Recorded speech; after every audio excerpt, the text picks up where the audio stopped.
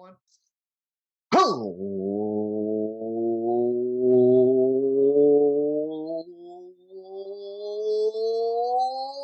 ladies and gentlemen, boys and girls, children of all ages. This is Apex Greatness. I am your host, Russell Broderick. Yes? Mario needs to go the other way. Fuck you. I was trying to. I thought you were gonna do the thing like we were fusion, and then we could do it together. It looks different when Russell tries to trick me on the NFL podcast, and he doesn't tell me where to go. That's why I was going like this. So I was hoping Lindsay could have just like threw in a left. I'm sorry, I was writing something down for the time. Oh, that's okay. All right. This way is Dario Albuquerque. Beautiful. Off camera is the Perry Pod Mother, Lindsay Lehman. Hello. What's good, guys? We are here to talk about some shit that occurred less than 24 hours ago, right? Yeah. It's 12 o'clock. It's 2 o'clock Eastern time. It happened after this.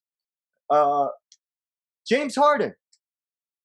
Actually, you know what? I won't do it. Lindsay, you do it. So obviously we are going to have to do a podcast because last night the NBA and the internet was broken by the James Harden trade that occurred.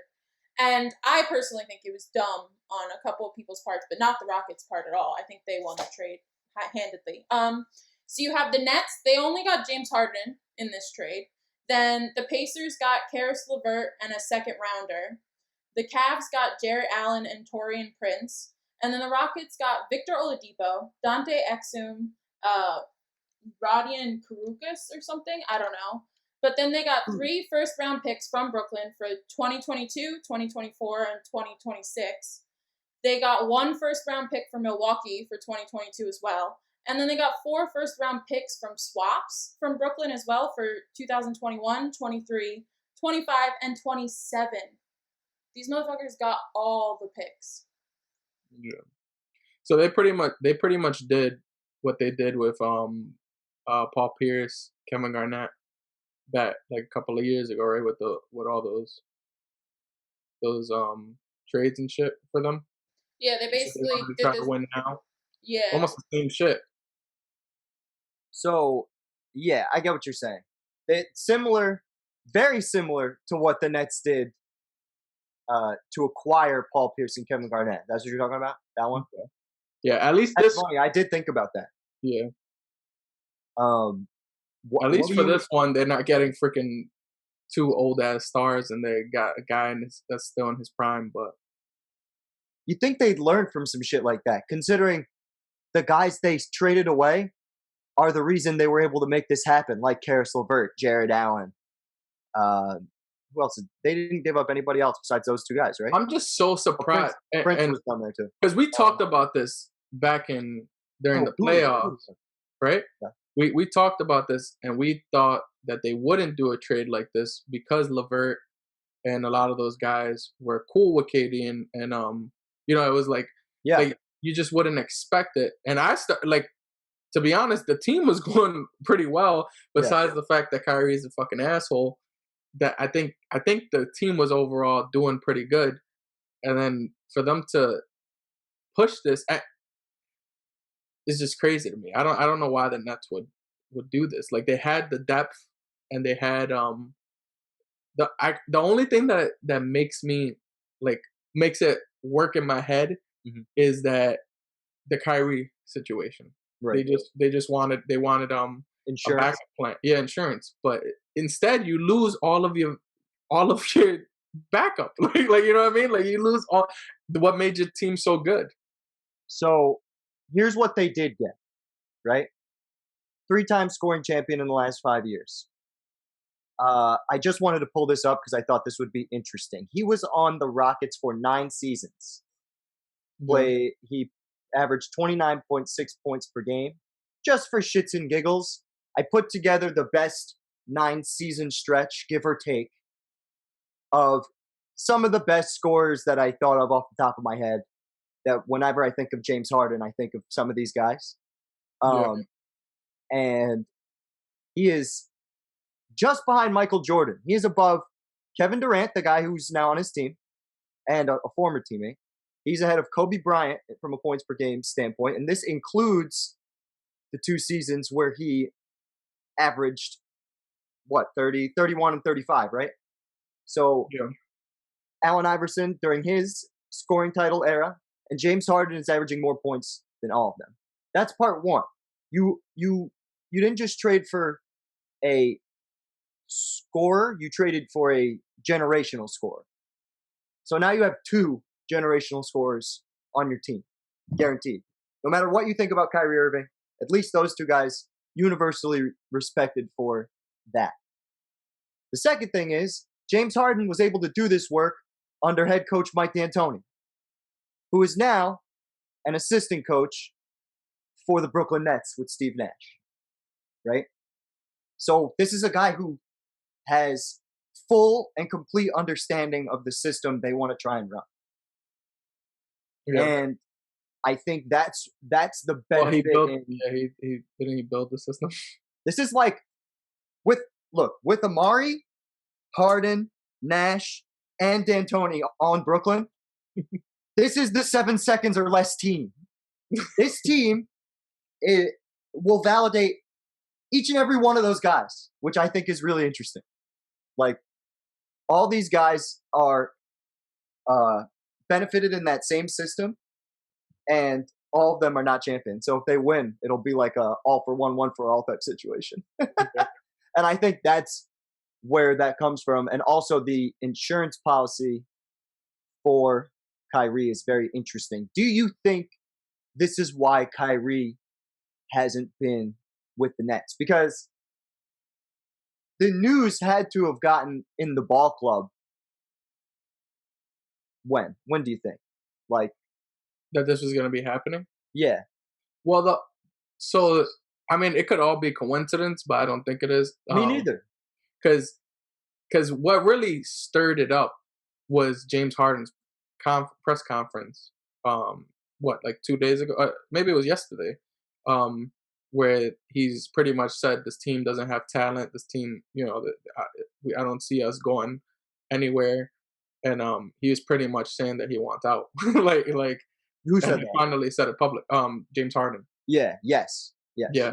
So it started really like stirring up yesterday, and they could have been working on stuff behind the scenes. But I mean, but he came to training camp late, and like he's been a head case all.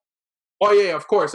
Yeah, that he definitely has made it known that he wanted to leave. But I think what pushed it was when he publicly said that about, because you clearly burned the bridge with all your teammates after that. You can't be in that locker room again after saying I can't win with these guys. Right. You know what I mean? Like so and you see, huh?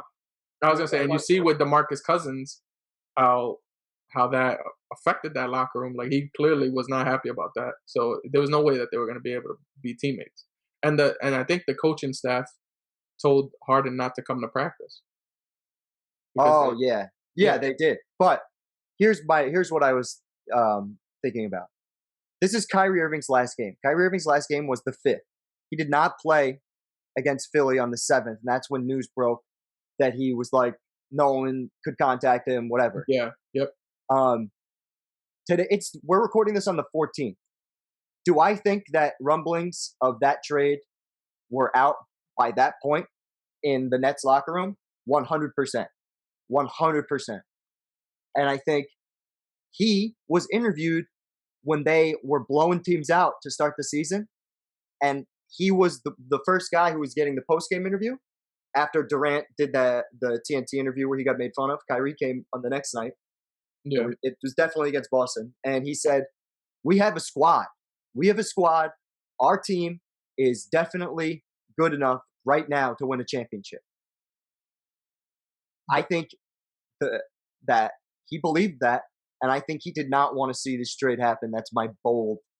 I don't know if that's going to come out, but in my opinion, the only thing me if I found out that he found out a week before that they were thinking about making this move, and he was like, "Fuck that! I'm boycotting this."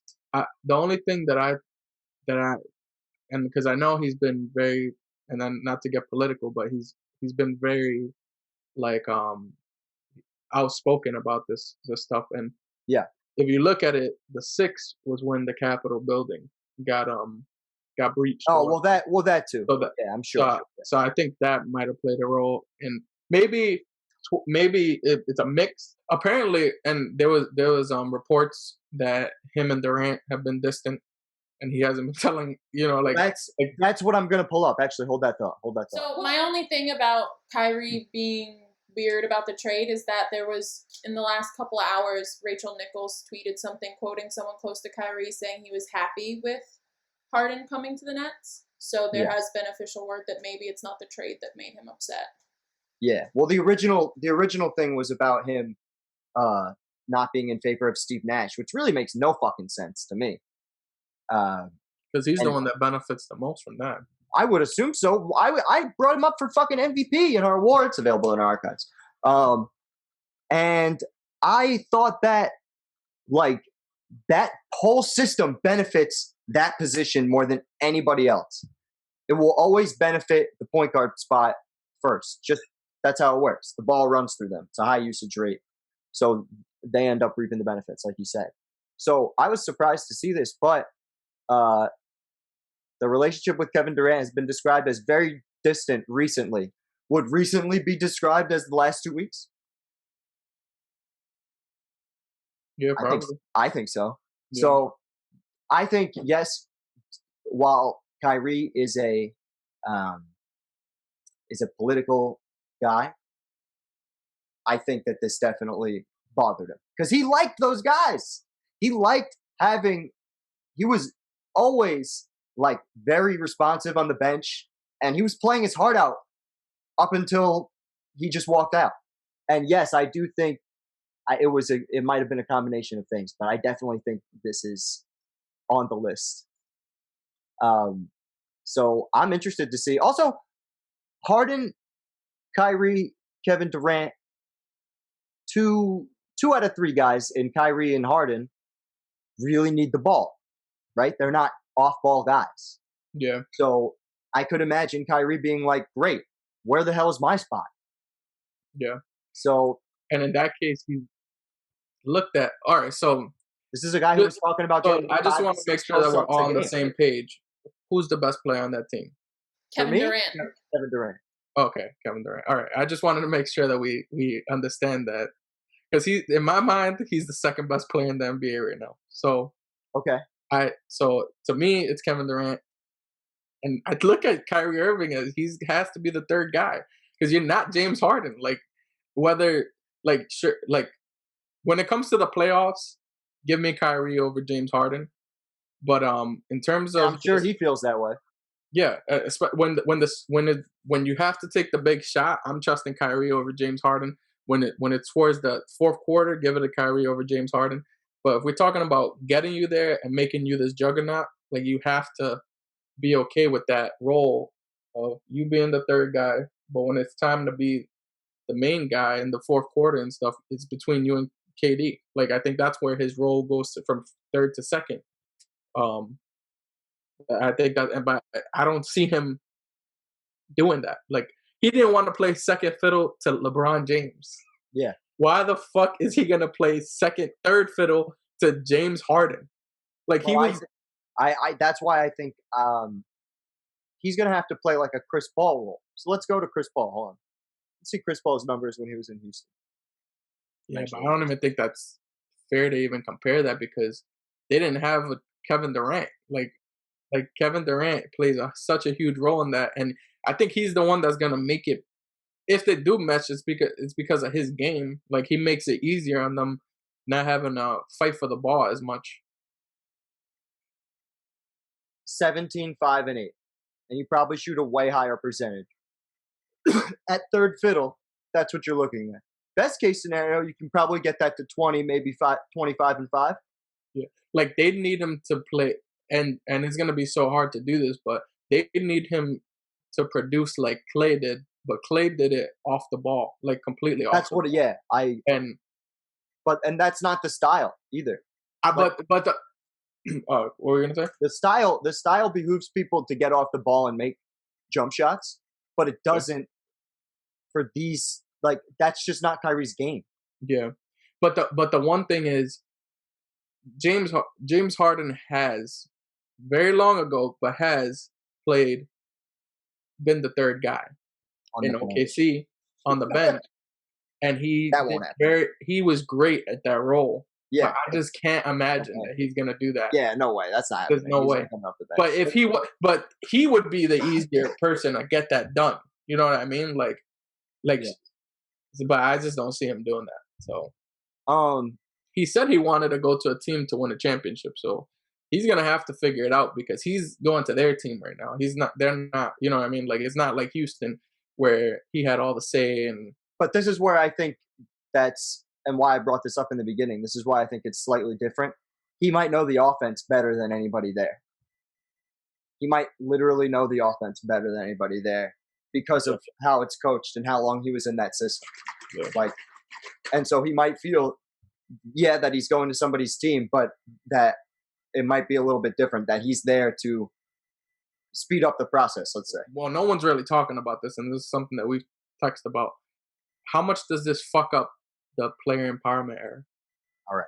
So I have a minor historical breakdown because I think this is important. Because, this has been like 10 years. It's happened before. It started in the 90s when the young guys coming out of college would get these humongous deals.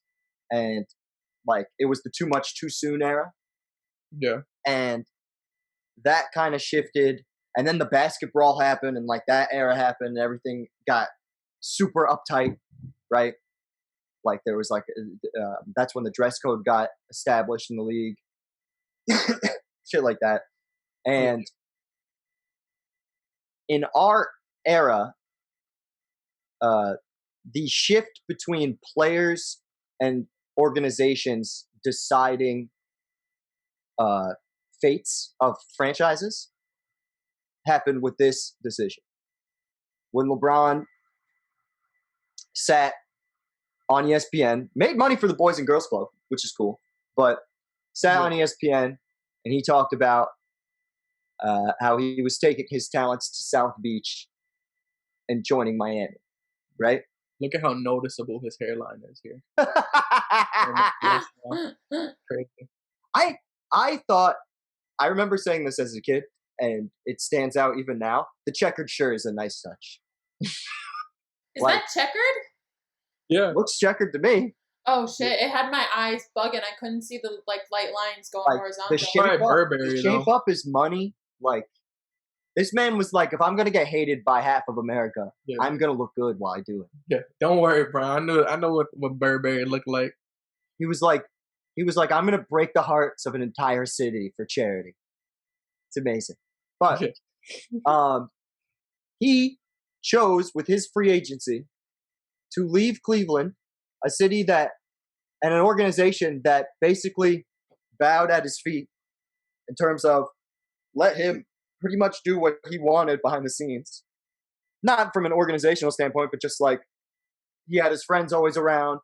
He had some like carte blanche in Cleveland already. And he left that to go to Miami as what he would call his college experience, right? To join with D Wade and Chris Bosh to create the first player empowerment super team. Is that fair? Like, yeah. I think there were a couple more in the 90s, like I was saying, and like Charles Barkley, Hakeem Olajuwon, and Clyde Drexler at the end of their careers in the late 90s. But outside of that, it's more an organizational thing. Like the KG, Ray Allen, Paul Pierce was organizational. This was three guys coming together in a summer and going, yo, we could do this. Let's shake up the world. Right? Yeah. So that's the moment it begins, right? Couple of highlights. That next season, Carmelo Anthony argues to get traded to the Knicks at the trade deadline. Yeah. He was arguing for like a good month. I pretty much demanded. Yeah, sure. He demanded it. And which was stupid. They They traded Melo, Chauncey Billups, and a couple of bench pieces for the Knicks, like a good part of their franchise, like their depth, essentially all their depth. Yeah. This Nuggets team went on to go to be third the next year in the West, and like had this insane home record with Kenneth Faried and all those guys. And they would just run people out of the gym. JaVale McGee was on that team too, and I think Iguodala also. And they proceeded to go third in the West. The Knicks had their run where they shot a bunch of threes and did good one season, only 1 year. And then J.R. Smith elbowed Jason Terry in the face, and that was it. That was the end of that. Amari died, and that was the end of that. I just wanted to bring that up because, fuck Carmelo. But Amari died. So there's several other. Wait, and just because I had this thought in my head, the reason that shit was the stupidest shit in the world was because Carmelo could have just fucking waited a couple months and had all of that. Yep. Along with a free agent.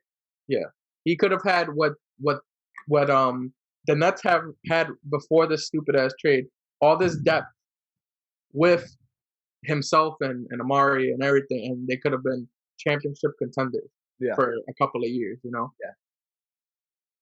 And that happened with a couple of guys in going forward. It happened with Kawhi Leonard, where not that he not in a way where what do you call it?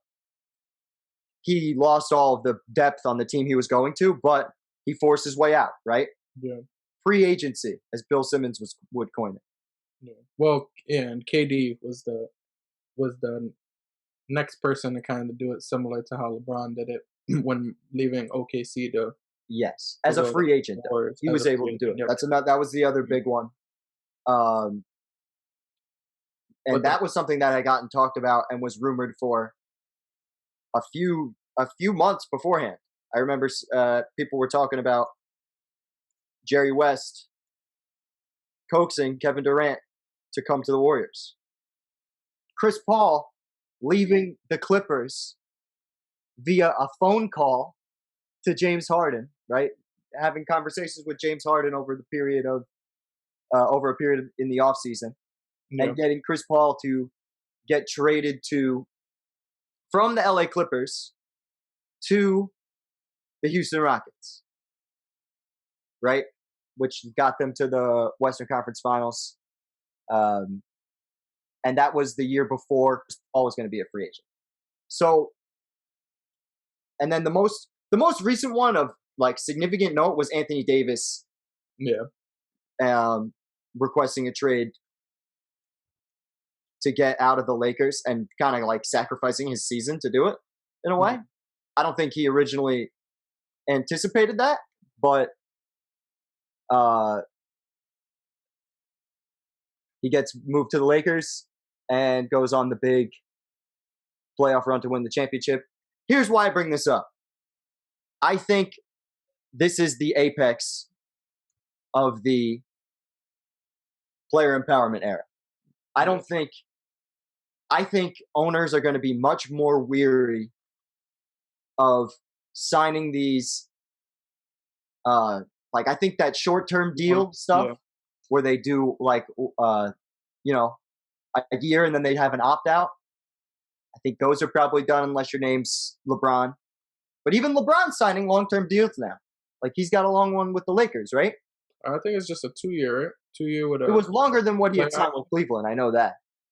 Yeah, because he was doing 1-1s. Yeah. With Cleveland, he's doing 2-1s with the Lakers. But I think it's because he wants to retire with the Lakers. But yeah, and then Kawhi has been doing the 1-1s or the 2-1s. And Paul George was on it until he re-signed recently. Yeah, with the extension. Yeah. But I think this is. Between Anthony Davis and James Harden, those are that's been the most egregious situations when it comes to this player empowerment era, because you're making the contract just be a piece of paper now versus like that was the difference between what LeBron James and even Kevin Durant did. Like they are fulfilling their contract and then just leaving during free agency, which is perfectly fine and perfectly by the rules. But now these guys, now Just you hurts get, fans' feelings. huh? It just hurts fans' feelings. Yeah, exactly. Which is fine, but that's fans got to get over that. But because but when it comes to just strictly asking out while you just signed a huge contract, like that makes it so that now the team doesn't even know if they truly have you, and they can't do anything about it because it's true. Like the players just have too much power right now because if they want to go, they like hold such a huge burden on your salary cap. Like you can't have a guy who's making $40+ million not play a game. Yeah. You know what Also, I mean? think about it like this, and this is the part where it got really fucked up. But I don't know a way to solve this aspect of it, but it's the God's honest truth. Like when LeBron was in Cleveland, it wasn't like if LeBron when LeBron left Cleveland, the entire economy shifted. Like if you're in the right city, it's more than just the team. Like the whole Yeah. fucking, especially His in this value was way era before where that. Yeah. people are constantly looking for something to like latch onto in the pandemic and shit, and people need their sports teams a lot of the time. I know that's a feeling for a lot of people out there. And when you're a guy who's just like, I don't feel like playing, and the fans of the team, they they they hold that against you, and it turns fans into fans of players and not teams, and that's something that I feel strongly is fine in terms of the growth of the league. Yeah. But it's ultimately damaging for like like the Rockets have a nice core, and we're gonna get to them in a minute what they did. But if they were to do if they were to have a situation where they just got nothing for it and ended up tanking, like people would stop like that. I just think, I don't know.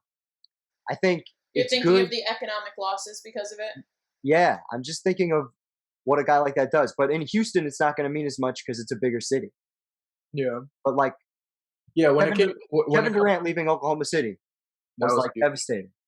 Well, I mean, they had Russell Westbrook giving them triple doubles, and so it kind of left them still with somebody. But yeah. but you know what I mean. I Like, agree. I know exactly what you mean because Cleveland, like the actual the value of the team went down because LeBron left. Like that's why, and that's why like no one can really argue about what LeBron makes or what his value because it's just he proves it with that, you know. But a lot of these players don't do that. Like even even the second best player like of this decade, Kevin Durant, like he doesn't even hold that value. Like it's not even close. Like between his value compared to LeBron's in terms of what they like, how much more the team values from them being on the team. You know what I mean? Like in terms of like economically. Yeah. So and that's the hard part is you have people who are nowhere near as power or as good. Like James Harden can't even freaking tie LeBron's shoes in reality. Like sure, like talent or whatever, they might be close, but in reality, so the value they bring to like the teams, like James Harden can't tie LeBron's shoes, and that's why there's a big narrative going around that all these guys are moving to the East because LeBron's in the West now, and it's just flip flopping. It's making the West an easier conference. Exactly. Yeah, I think it's interesting, and which is I don't really think that that's the case, but I'm also like not all the way in as a LeBron cocksucker. Like he's on my team. I'm definitely becoming more of a fan of him, but I'm not all the way in cocksucker mode like a lot of these people. So I just can't really go that far. But what's to stop Harden from just like if they were to go on like a 7-game losing streak hypothetically? What's to stop Harden from being like, I don't like this anymore. I don't want to be here. Exactly. Like look at what Kyrie Irving is doing. He literally just signed a huge deal with Brooklyn. He got the exact team he wants. He's the one that told Kevin Durant, let's go to Brooklyn, and then you fucking just leave. Well, Like, yeah. So I actually was wondering about this. There's nothing in the contracts like when you go to work, a normal everyday person, like you have your sick days, you have your personal days, whatever. But if you're not in for work and it doesn't fall under sick or personal days, you're not getting paid for not being there. yeah. So is there any like economic repercussion or like reduction of their salary for missing games like this? You see, like we can look that's the different. Yeah, but that's the difference between the NFL and NBA, because like things like that, that's how the NFL kind of controls like shit like that, like because they have guarantee there's like guarantees in contracts and non-guaranteed stuff. But in the NBA, you have your full contract guaranteed. Stephen A was talking about it on the air today. On on First Wait, who? ESPN. Who? Fucking Stephen A. Smith. At least Oh, I don't know who that guy is. All I know is Apex Greatness. We don't really promote these other guys. Fuck that. I ain't gonna steal somebody's take and that's it.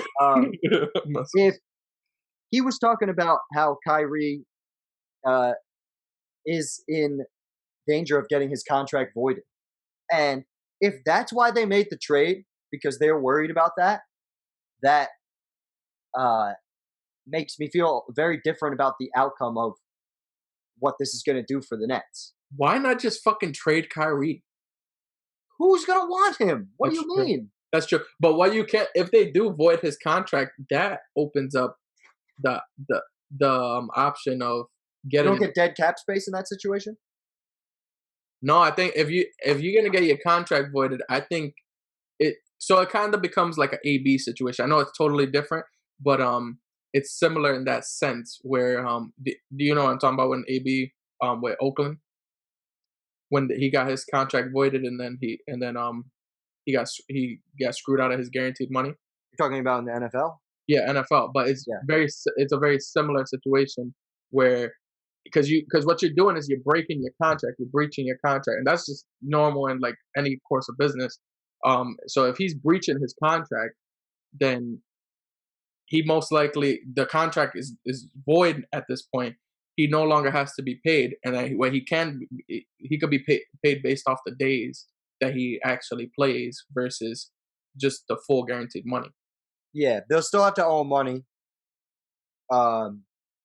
But yeah, it's significantly lower. So, yeah. But that could open up cap space for them, right? And they could sign some more people, and they could have more depth. But there's not. I'll look. Usually, you don't have. I'll look into the dead cap thing, and if there's an update on it, it'll show up. Yeah, but if they're gonna void his contract, they got rid of all that depth and their future, and then they're gonna have just James Harden and Kevin Durant. And they still have a bunch of. I have their roster here. They still have a lot of guys on their team. So this is the official roster. Dinwiddie's injured though. No, that's okay. They still got DeAndre. They got Landry Shamet. Somebody said Jeff Green was going to start. I find that to be shocking. Mm-hmm. TLC, he can play. They still have a few guys on this team that will be able to provide depth. Yeah. I'm just interested to see what they're going to do because DeAndre Jordan cannot fill every center minute. There's no other guy on this team that's like that. So is KD going to center? They might jump into like a small ball, like try to do more small ball. What if there's another move to be made? That could happen. I don't know. I have no idea if they're done making moves. I would imagine, seeing as their entire future just got mortgaged, that they're probably short on pieces. But I think that they should realistically. They should finish in the top 3 in the East. They should. They should be able to beat Boston. They should be able to beat pretty much everybody here except. Yeah, but that was what we thought in the beginning of the season. That's what I'm saying, but it's a totally different team than the one at the beginning of the season. Yeah, but that's what I'm saying. Like, how much did you truly improve if we just think the same thing? Like, honestly, and I don't know if we were even going to do this, but in my opinion, the team that I see leaving the East is Philly. Yeah. I don't even think the Nets can beat them in a 7-game series, and it's strictly because of defense. Now you literally lost any source of defense you had. Like, Yeah, but that's not what that system is anyway, so I don't think they're worried about it. but they would. I'm not telling you that that's the right answer. I'm just telling you I don't think they're worried about it. Yeah, but what I'm saying is, what team goes to the finals and is a super bad defensive team? Like, I don't see that happen. We don't almost ever see that happen. You would think the main theme of this trade is you'd think they'd learn. You'd think the Nets would learn not to mortgage your whole franchise because it took you 10 years to get back to where you wanted. Exactly. Yeah. You'd think if you were Mike D'Antoni, you would want more defensive guys and have a stronger defensive front instead of doing the exact same thing you've done for almost 20 years. Yeah. And the craziest thing, too, like to keep on with this defense situation, I think if we was to like look back in history, because I was looking at this before, and the only team that made won a championship in the last like 20 to 30 years that didn't finish top 10 in defense was like the 2002 Lakers or some shit like that. Like, and that's crazy to me. Like, they probably stepped it up in the postseason. Yeah, exactly. Like, like they were just slacking so it's like, I just can't imagine this team is gonna. I don't know. I don't see them. And even if they do get there, you already know Lakers in 6. Like, we fucking them up. Like, what are we talking about here? I just think. Do you think they even make the Eastern Conference Finals? Do you think they're better than Milwaukee? I don't know. I feel like it'll be a tough series with Milwaukee. I don't think. And I think they don't have that Giannis issue. Like, the issue usually people have, that Giannis usually has, is they could build a wall. Who the fuck is gonna be there? What wall? Like, sure, Giannis is gonna have a tough time guarding KD, but like, bro, KD ain't stopping Giannis at all. Like, he gonna get bullied.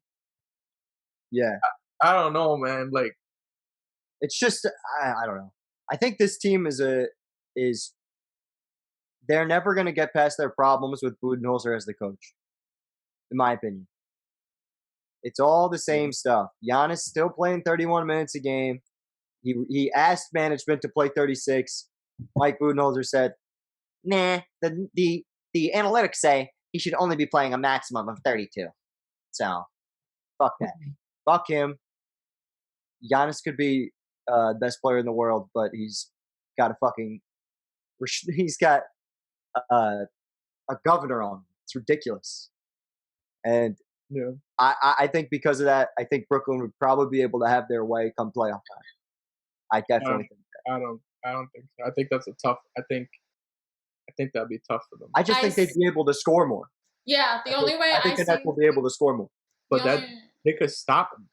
Like, Milwaukee actually plays defense. Like we'll see. I don't know. I don't know if because historically James Harden would go to Milwaukee and fuck them up, and Kevin Durant, when he was healthy and playing for Golden State, albeit a completely different ball club,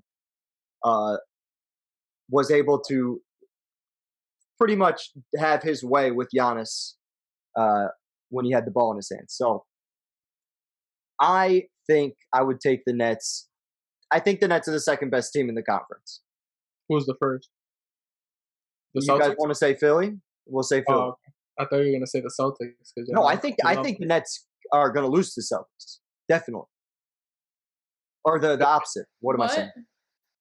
Yeah, I was about to say. I'm like, I thought you didn't really like this team. No, I think I just don't. I think the Celtics being 7-3 is like one of those I'm not super worried about. Yeah. Why am I the only one who likes the Celtics this season? That's the funniest part is I had the Celtics as I think in predictions, but I just don't. I don't see them making it far in the playoffs, but I think that they'll have a decent. They'll be a top 4 seed in the East, but I think Brooklyn will beat them in a 7-game series. The Brooklyn team that's currently in front of us would definitely beat them. I agree with that. I don't know about Brooklyn beating Milwaukee, and I don't think that they'll beat Philly. Yeah. the Philadelphia one is interesting, but I wanted to talk about the other moves that were made uh, before we end this. I wanted to talk about the Rockets because I think the Rockets now have a position to turn their season around a little bit. I think you got Oladipo, right, who was quietly disgruntled in Indy, right? Yeah. So you have a big three of Victor Oladipo, John Wall, and DeMarcus Cousins with a solid bench around them. You also have guys like, or not just a bench, but solid depth. You have Yeah. Christian Wood, who has been a force so far this year. I don't know if this is a fluke or what, but playing extremely well. Yo, who is this? Like, I didn't even know who he was before this season. Like, I never heard of him. Pretty sure he's just like a journeyman. Yeah. Look, he's been on like 8 different teams in 6 years. Okay, that makes way more sense. No, 'Cause I'm like, joking. He's been on 6 different teams in 6 years, pretty much. yeah, that's why I'm so confused at like who this guy is. I'm like, I never even really like heard of him since until this year. And the Rockets are figuring out a way to use him. So Yeah, he's been good for them. And DeMarcus Cousins. Do you think DeMarcus Cousins can get back? Pass. Yeah. Oh, what happened? don't, Cousins. You probably don't watch this, but I'm scared of you if you do. Just so you know. But look, even John Wall, Christian Wood, and Oladipo, with Gordon coming off the bench, Gordon and McElmore, I think, are off the bench. Yeah, I think that's a solid core. And if Boogie can get you like decent 6-man production, I think that you could sneak in the playoffs. Where they're gonna be a solid 10 seed. You think? Yeah. You don't think they'll make the playoffs? No, I honestly think that that management doesn't want them to make the playoffs either. So they could have had, instead of like, I really don't understand. Oh wait, actually, You want to talk about a team that's I think is going to be a 10 seed? It's going to be this one, but that's my opinion. Them? Oh no, nope, absolutely not. Definitely. Getting me what I predicted. I had them as 6. I think 6. Yeah. Warriors is giving me the 6 seed. I don't give a fuck what we talking I think about. the Rockets will make the playoffs with this current construction once everybody, like with that healthy roster. They have a lot of good basketball players on their team. Yeah. So I don't understand why they took Oladipo. Well, I don't. I do understand after I found the. So you gave up LeVert, who's a young up and comer. Are you talking about Brooklyn? Okay. No. They gave up LeVert for Oladipo for the Pacers. Oh, that's right. So, that's right. And the reason was because the owner didn't want to pay the $40 million in the next coming years for LeVert. Classic. Trying to shave the luxury tax stuff. Exactly. And I feel like if he wanted to make a run or do something, why wouldn't you have the best available players? And I think LeVert was the best available player now and in the future. So that's the only reason that I think that this team is not gonna go that far. I think when you have someone at the top that doesn't, it goes, the tone at the top. If you have a guy that's not looking at now, why? Like, I don't see that changing it. So LeVert is on the Pacers, right now. Yeah. Yes. So I was talking about the Rockets. Yes, but Russell, before the Pacers became a part of the deal, it was originally 3 teams, and LeVert was going to go to the Rockets. But then you think they would be better if they had LeVert over Oladipo? Yes, and I think they traded LeVert for Oladipo. Well, I know that they traded LeVert for Oladipo because of money. So if you're looking at it, money? I'm pretty sure it was like, I think LeVert's deal is like what, $40 million over the next whatever amount of years. Fuck me. And Oladipo, his contract is expiring. So it was a cut. Yeah. I'm pulling up his contract now. It's always at the bottom. Yeah, expiring $20 million. Yeah, that makes sense. That's a solid move then, especially if it's expiring. He doesn't suck. Victor Oladipo does not suck. You're getting 20 points a game. Like I feel like when you have a guy same thing with the Michael Jordan doc. Why was he so pissed when they wanted them to lose in his second year? Again, and get I a don't better know why draft. you think that they're trying to lose. I don't know where that assumption is being made. They traded for an all-star.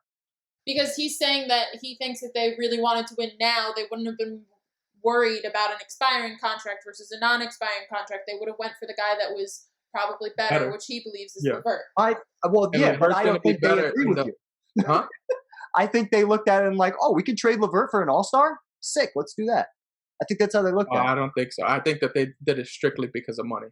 I think that helped, but I definitely think that trading LeVert for Oladipo, it's yet to be seen who the winner of that will be. I don't think that's fair to say, especially considering Oladipo could bounce. He's not gonna. He most likely won't stay with the Rockets, and if he does, like, it's gonna be a bigger contract, which they wouldn't want to do. Like, so I don't know why. Do you really think Oladipo is like terrible? That's the vibes I'm getting because like maybe I'm bugging, but I think Victor Oladipo is like solid. He's injury prone. That's what I'm saying. Like, he hasn't played a full season since 2018. It's 3 years now. But he wasn't sitting out because he was hurt this year. He was sitting out because he didn't want to play for Indy in a similar player empowerment bullshit type situation. I just can't. I don't know. I think you're better off with LeVert in the long run, and even now. Like, I think he would be. Maybe in the long run, I could totally see that. Right now, I think they're looking at it like we have Christian Wood, we have John Wall, we have Oladipo. What was LeVert averaging? I promise you, it's not that far. No, I'm not disagreeing with that, but I'm sure they looked at the expiring contract of 42%. Like it's just not like you're not getting a bang for your buck. Like he's scoring you a point and a half less of what? On 43% shooting.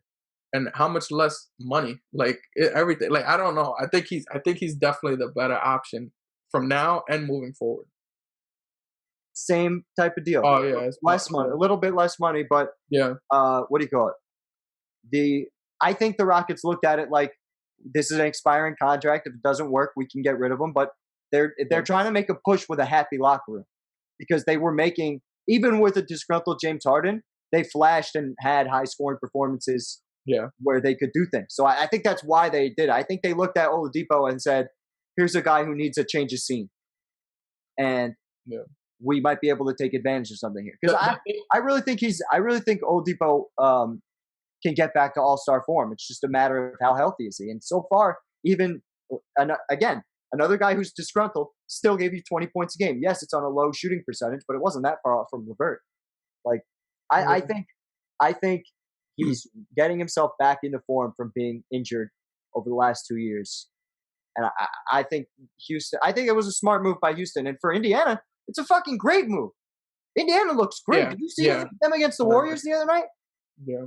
They look great. It was definitely, to me, it was a better move for Indiana in that sense. But I could see Houston in the short, it works out for Houston in the short run because you get rid of a big contract. Yeah.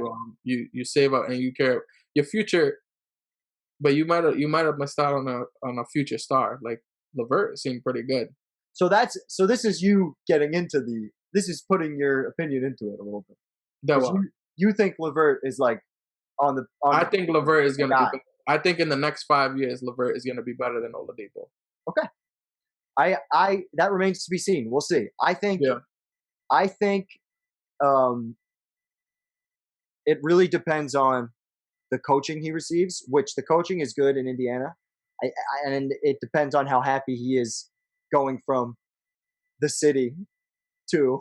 Yeah. What seed do you see Houston finishing at? Because no higher than 7, but I think they could make a playoff push. Yeah, and actually I could see that because this team just was told by the superstar that used to be in the team, because you got to factor these things in. Like they just told this team that they trash pretty much. Yeah. And now I think they're gonna want to prove it was because of you that we were trash. Yeah. Yes. That's Yeah, what I agree. Yeah. Definitely agree. The you talking about Karis LeVert though does make me think that the Pacers are trying to sneak in this conversation. Do you think they can crack top 3 if No. LeVert is able to shine in this opportunity? You think they're stuck at the glass ceiling of the 4 spot? Who's on the team? Can I say the full team? Yeah. Oh, they got my guy, MJ Turner. I forgot about that. Huh? His name's MJ Warren. You're so good Same at games. shit. MJ Warren, we lit. Played 4 games. Yeah, Okay. The real guy has been. Yeah, no, isn't Warren in Nah, been on a I'm warpath. stupid. I'm just being stupid. But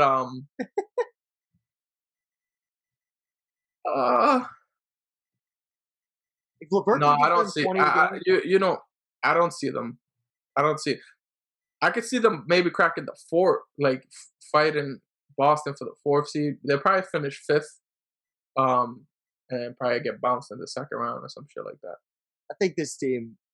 I don't know. I don't think the Oh Celtics no, are very 4th good. versus 5th. Talk me out of the Celtics being like the 6th seed because I think that they're the 6th seed. I think this is the fakest shit I've ever seen in my life. I think Brad Stevens is an excellent coach. Oh yeah, you're crazy. They're the 4th seed. They're the 4th best team in the East.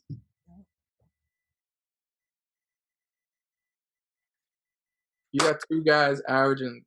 Yeah, take that shit down. Fuck them. Fuck them. They're garbage.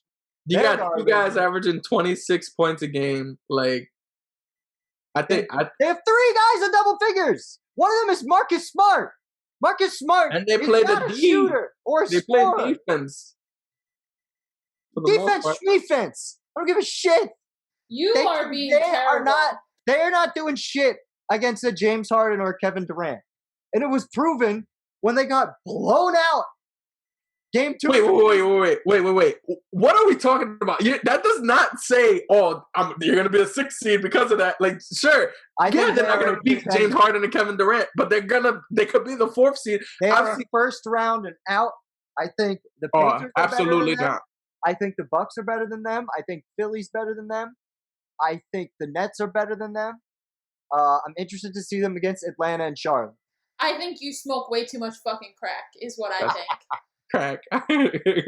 Yeah, but you really think this is pretender shit? They're the 4th best team. No, it's not. They're not the number 1 seed, but they're the 4th. They're going to finish 4th in the East. Nah, I doubt it. I don't see it. I want you. We need to like. Can we? I said the under. I said the under in our previews. I said that the Celtics were not going to be. I just don't. I think they are a first round and out bounce trash doo doo team. The 2 guys averaging. Lindsay and I both said the over, right, on the Celtics. Was that? Yep. Okay. All right. What was it? Miami is the team that's been playing like they've been playing like they did not deserve to be in the bubble. Like they've been playing a little weird, man. Like I don't know. Like that's the team that I like gave them props and I shouldn't have. And it's probably because and now it makes me feel like did my team really deserve to win a championship if they beat this team? Like, but the bubble. Jimmy was different than this Jimmy, so I'm saying we still Jimmy, deserve it. But. Why are you going back to the guy that I talked shit about in the playoff preview? Why are we going back to that? Exactly. I was so ready to be like, I was wrong about Jimmy. Yeah. I've been saying it for a few months now. It's wrong. You earned my respect. Now you're back to douchebag, tiki torch face Jimmy Butler. It's fucked up. Yeah. It's fucked up, man. I have a huge problem with this decline. Also, you got to understand, this is a guy who has played more aggressive minutes than most because he played for Tibbs a lot. Yeah. Tibbs drives his players into the ground. Speaking of which, what's going on with this? They're 5-7. This is more wins than they were. They're already on pace to destroy their win projection. And just in case you guys miss some of our shows sometimes, we have Breakout Player of the Years. And I was talking about my man Julius Randle. I had him at 25-12. I'm a little off right now. 23-11. It's pretty close with 7 assists. Yeah, hold it down. And let me, my guy. The minutes I just need to promote my takes sometimes. Look at this classic Thibodeau. That's cool. Both the stars, 38 minutes a game. That's cool. I'm with it. I like this type of fucking dudes up. I like when my coach says, "Oh, I'm going to play the best players on the team, and not play the shitty players." Yeah, that makes sense. Yeah, it makes sense to me. I love what Tip should be the Milwaukee coach. Yeah, I would love that. Imagine if Thibodeau coached Giannis. Giannis would average 75 points a game. It'd be ridiculous. But I think the Celtics team is pretenders. I think that the Pacers are probably. When you say pretenders, like, are you saying? I'm assuming it just means they're lower than what they're. I think that they are not a top 4 team in the East. Okay, yeah, you're wrong. It's okay. It's fine. It happens sometimes. I'm okay with it. But I don't think anybody can fuck with the Lakers this year still. Facts. We ain't even trying. We just wake up and fuck dudes up. That's what we doing. Oh my god, my ears. Oh my Jesus. I'm sorry, my bad. Anthony Davis though, like did you have Anthony Davis as a possible MVP candidate? No, it was Kyrie, but you were thinking about AD or something like that. Anthony Davis, I know it doesn't look like it right now, but after I think what was it, the OKC loss or some shit like that, he lit a little fire under us, and we just been playing on punto. I had AD as my depoy. Depoy, okay, I like that.